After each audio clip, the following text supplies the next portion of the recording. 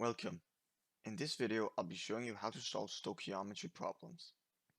Most of the methods used in this video were presented in the video on stoichiometry, which can be found in the icon in the top right corner of the screen.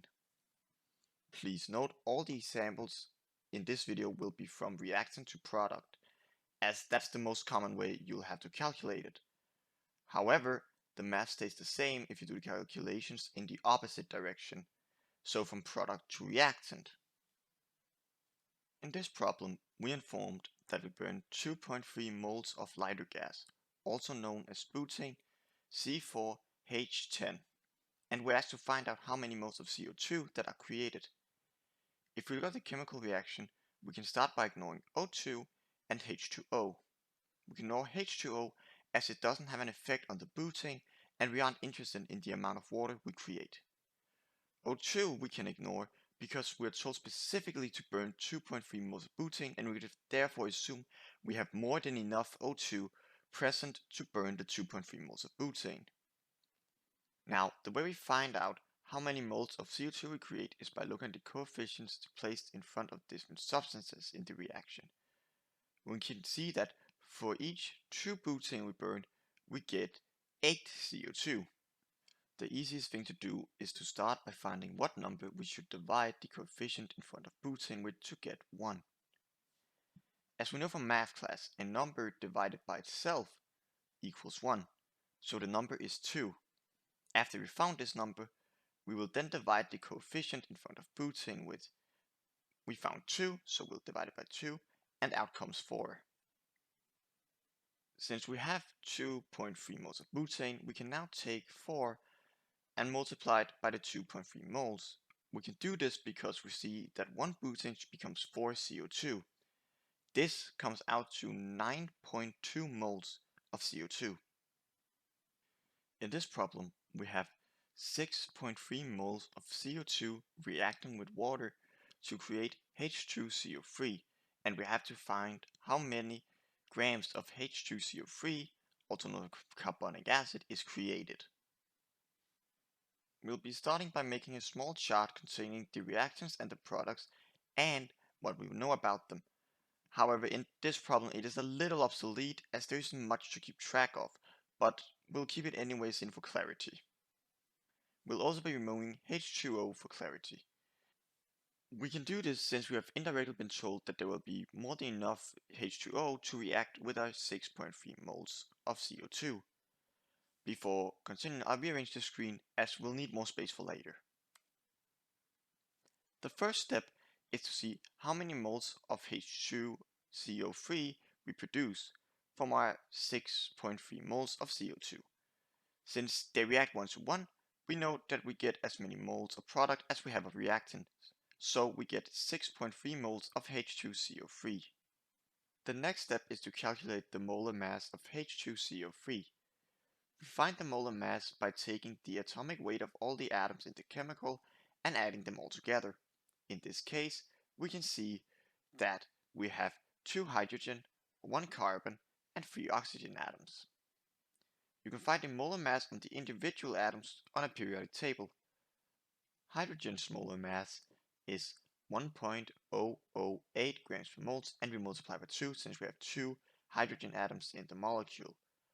Carbon's molar mass is 12.011 and we just add it because there is only 1, so there is no multiplication.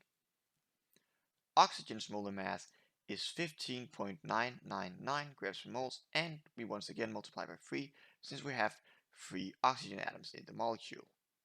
When adding them all together, we find that carbonic acid has a molar mass of 62.024 grams per moles. Now, since we have the molar mass and the amount of moles of carbonic acid, we can now focus on finding the mass. We will find the formula we have to use by using the stoichiometry triangle. We do this by covering the mass symbol, which is what we want to find. We can then see that the formula we need to use is moles times molar mass, which when we put in the numbers and do the math, we find that we get roughly 390 grams of carbonic acid. In this problem, we have a 67-gram iron pipe that rusts, and we need to find the new weight of the pipe that has rusted. The reaction is as followed: 4 Fe plus 3O2 becomes 2 Fe2O3. Please note that it is a simplified version of the actual rust reaction, but it'll do for example.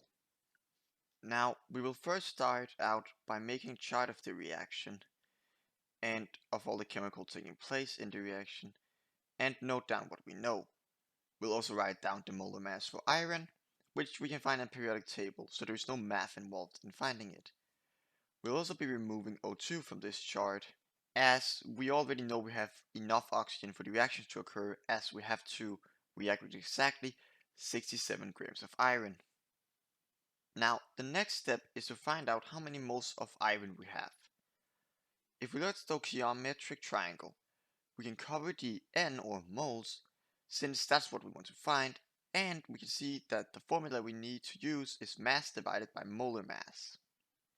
Now we'll insert the numbers, and by doing the calculation, we find that we have approximately 1.2 moles of iron. Now the next step is to find how many moles of rust we have, but first I'll move some things around to make the screen a little nicer to look at. Now we can see that on the reaction equation that for every 4 iron atoms we have, we'll get 2 rust molecules.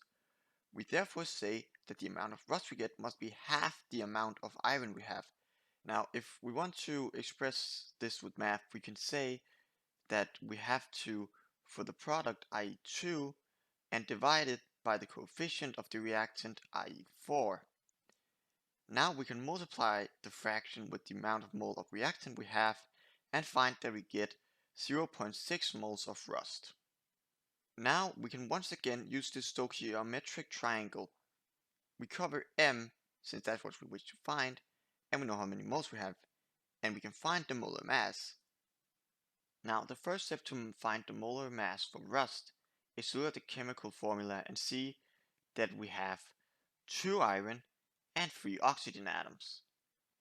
We now, as described earlier, find the molar mass of each atom in rust, which for iron is 55.845 grams per mole, which we already knew, and for oxygen is 15.999 grams per moles. And you can find these molar masses on a periodic table for the individual atoms. We now multiply it by the time they're present in the molecule, as I've already shown right above. And now we just add them together, and after doing all the math, we can see that we get 159.687 grams per moles. Now, since we have the amount of moles and the molar mass of rust, we can now multiply the two together, as can be seen in the stoichiometric triangle, to find the mass. After putting in the numbers, we get roughly 95.8 grams. In this problem, we have 84 grams of aluminum reacting with 37 grams of oxygen. And we have to find how many moles of Al2O3 are created. Now, the important thing to note about this problem is that we have a limiting factor, which is either aluminum or O2. In order to figure out which of the reactants are the limiting factor, we'll first have to find how many moles we have of each reactant. We will first start by making a chart to keep an eye over the different values of the different chemicals we have in the reaction, as this will help us immensely later. If we look at the stoichiometric triangle and cover the N or moles, as that's what we need to find, we can see that we need to divide mass with molar mass. We already have the mass, and we can find the molar mass, which is what we'll be doing now. We find the molar mass by taking the weight of all the atoms in the chemical and adding them together. The molar mass on the individual atoms can be found using a periodic table. For aluminium, we just take the molar mass of aluminum, which is 26.982 grams per moles. For O2, we take the molar mass for an oxygen atom and multiply by 2, since we have 2 oxygen atoms in the molecule. After putting in the numbers, we find that O2 has a molar mass of 31.998 grams per moles. Now that we have the molar masses, we can use the formula moles equals mass divided by molar mass for each of the substances to find how many moles we have of each. For aluminum, we have 1.8 moles, and for O2, we have 1.2 moles. Now we need to find out which of these two are the limiting factors. The way we find the limiting factor is by looking at the reaction and figuring out which of them will run out first. However, it's unfortunately not as simple as just looking at which one has the least amount of moles, as we have to factor in the coefficients, i.e., what factors do the substances react with each other. As we can see, each time the reaction happens, we lose 4 aluminum and we lose 3 O2. So, what we can do is we can divide the amount of moles we have with the coefficient and find out which of them has the lowest number, which is the one that runs out first. So, when putting in the numbers with aluminum on the left and O2 on the right, and doing the math, we find that O2 has the lowest value. Therefore, we now have to find how many moles of La2O3 we get, and we'll calculate this by only looking at the moles of O2 that we have and not the amount of aluminum, as we run out of O2 first. Now we'll find out how many moles of Al2O3 we have. This means that we take our moles of O2 and multiply it by 2/3. The way we figured this out was by looking at the coefficients. The top of the dividing line is 2 because it's coefficients of Al2O3, and 3 is the coefficient of O2. We then multiply by the 1.2 moles of O2 we have to find that we get 0.8 moles of Al2O3. On a little side note, in case we would have had to find how many grams of Al2O3 we got, the next step would have been to cover the M for mass in stoichiometric triangle, and we could see that the formula would be mass equals moles times molar mass. In our last problem for today, we are asked to find how many moles of HI is created when we have 3 moles of H2 and I2, and we are told that only 85% of them react to create HI. Now, what's really important to note about this problem is that the reaction does not react to completion, meaning that not all the reactions react to create product, as opposed to all the other examples. In this case, it's 85% that reacts. The best way to solve this is to first find what a complete reaction would create of HI.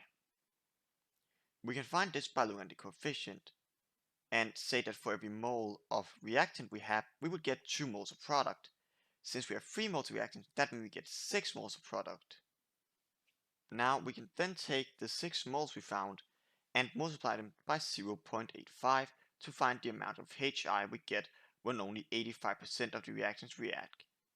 Putting in the numbers, this comes out to 5.1 moles. If we had been asked to find the answer in grams, then the next step would have been to find the molar mass of HI and then use the formula mass equals moles times molar mass. That's all for today, and as always, feel free to like and subscribe. Feedback, questions, or suggestions down in the comments below, and as always, have a nice day and good luck with your work.